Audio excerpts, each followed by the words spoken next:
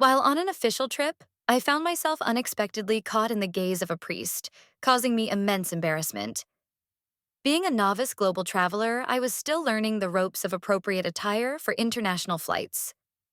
Before every journey, I made sure to dress in professional attire while receiving a briefing about the trip from Mr. Hertzberg, my supervisor at our office in Rosslyn, Virginia. I would also collect my official passport, complete with a visa stamp, from the Bureau's office secretary.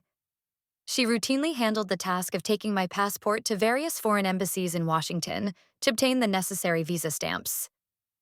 During this briefing, I was wearing an elegant Ann Taylor skirt suit. The skirt had a modest slit on the side, a white bow blouse, cream-colored pantyhose, and a pair of 9 West black pointed-toe pumps, adding a touch of elegance to my outfit. Following the briefing, I hailed a taxi cab to Ronald Reagan Washington National Airport and embarked on a flight to LaGuardia Airport in Queens, New York. Once in New York, I met with my contact, completed our assigned tasks, and then proceeded to board the Finnair plane for an overnight journey to Helsinki. After finding my seat in the business class section, I got settled and readied myself for takeoff. Eager to relax, I slipped off my 9 West pumps and switched them to a snug pair of socks. I then pulled out my captivating cozy murder mystery novel, Snagged by Carol Higgins Clark. It was at this moment that I observed a priest sitting across from me in the opposite aisle. He was dressed in a flowing clergy robe, a striking gold crucifix dangling from his necklace, and a crisp white clerical collar completing his attire. I have to confess, the priest was quite attractive. Realizing I had forgotten to retrieve another book from my large tote bag, I got up from my seat to take it out of the overhead bin. However, to my horror, as I sat back down, my skirt with the modest slit slid up, revealing my thigh. In a panic, I glanced over at the priest, only to find his eyes fixated on my exposed flesh.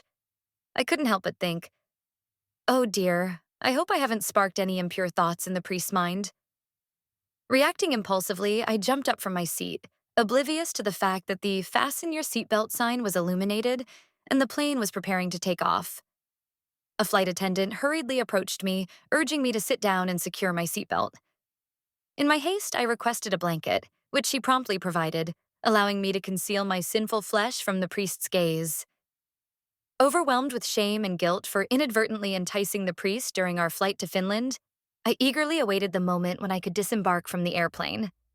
Following that regrettable incident, I made a conscious decision to carry a backpack containing a pair of comfortable jeans, a relaxed shirt, and sneakers to change into after my trip briefings for long flights abroad.